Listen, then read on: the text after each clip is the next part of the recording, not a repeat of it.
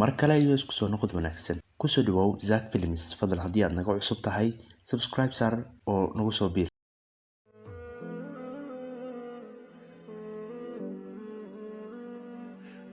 maanta waxaan idin wadaa filim aad u xiiso badan waana filim cusub waxaana lagu magacaabaa The Immaculate Room wuxuuna soo baxay sanadii 2022 filimka ayaana ku bilaabanaya iyadoo lamaanin lagu magacaabo Mike iyo Kate lagu soo xiray qol wada cad oo cidlo ah haddii ay 50 maalmood si nabad ah u joogaan waxay ku guuleysan doonaan $5 milyan oo dollarka Mareykanka ah haddii mid ka mid ah iyaga uu ku soo haro qoymuhu wuxuu noqon doonaa $1 milyan oo kaliya qolka ayaana ka kooban sariir kursi sidoo kale shower iyo meel ay ka akhristaan sharciyada goobta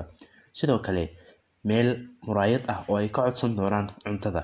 waxaana intaa dheer badhan cas oo haddii ay rabaan inay ciyaarta ka baxaan ay taaban doonaan waliba saacad ay kala socon doonaan xilliga Mike ayaana ku fikiraya in arintani tahay mid nasiibkooda u dooray ayna tahay wado fudud oo ay lacag ku sameyn karaan waxayna ka wada hadlayaan sidii ay u isticmaali lahaayeen kadib markii ay helaan lacagta waleequd aan la gaarin ayaad u qori guranaysan kadib markii habeenkii ugu horeeyay ay seexdeen waxay ka soo kacayaan subaxdii iyagoo raacaya amarada waxayna maalinka oo dhan isku dhaafinayaan in ay wada hadlaan iyagoo ka sheekeynaya xaalado kala duwan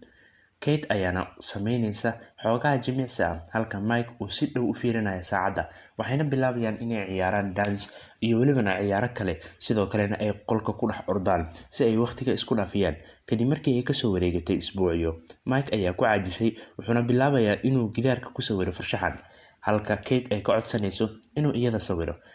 isagoo sawiraya mid aan iyada u qalmin dhowr usbuuc kadib Mike ayaa bilaabaya inuu u dhaqmo si ka duwan sidii hore Kate ayaana ku waaninaysa inay u hartay kaliya 20 cisho iyadoo niyadda u dejinaysa waxayna maalmaha socdaanba Kate ayaa subax ku soo kacaysa iyadoo musqusha ay taalo baskoolad waxayna go'aansanayaan inay qariyaan sababtoo ah sharciga ayaan ogolayn inay isticmaalaan wax ka badan dharkooda gudaha qolka intaa kadib waxaa loo daarayaa muuqaaladii ay soo direen qaraabadooda iyagoona daawanaya kadib markii ay kasoo wareegatay xoogaa waqti ah waxaa la soo gashay qolka gabar lagu magacaabo Simon oo ahaan jirtay Atrisho barasho dheer kadib habeenkii waxay bilaabayaan inay wada ciyaaraan waqtina wada qaataan habeenkii xigay Mike iyo Simon oo wada sheekaysanaya Mike ayaana u sheegaya in walaalkiisa uu ku dhintay barkad ku taalay xaafadooda isagoo dartiisa Simon ayaa dhankeeda u sheegaysa in iyadoo yar ay geeriyootay hooyadeeda Simon oo u qalbi dejinaysa Mike waxa uu imanaysa Kate oo ku fikiraysa in Simon ay isku dayayso inay ka dulqaado saaxiibkeeda taasoo dhalisay muran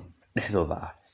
maalinkii xigay Mike ayaa u muuqda mid aan caafimaad qabin halka Kate ay ku fikirayso waxyaabo kale Simon ayaa ka baxday goobta iyadoo gidaarka ugu mahad celinaysa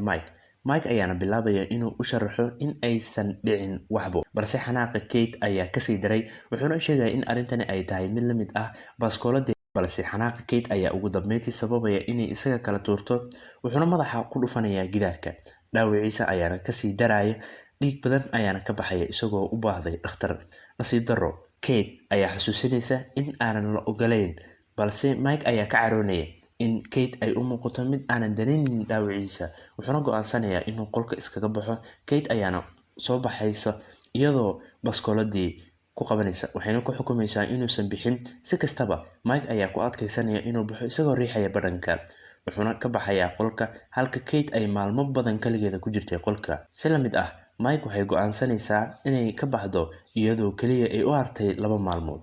muddo kadib waxaa wada kulmaya Kate iyo Mike dhinaca kale waxaan arkaynaa in lamaane kale ay rabaan inay ciyaaraan challenge-gan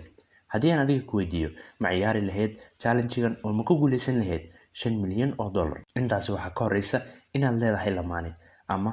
waxaan u maleynayaa inaad tahay anigoo kale mid iskaabula ah haddii aad tahay iskaabule dhanka faalada nagula wadaag sidoo kalena haddii aad tahay xaasle nagula wadaag dhanka commentiga waxaynu balana muuqaalkan muuqaalka xiga aad iyo aad ayaad u mahadsantihiin sidaas iyo nabadgelyo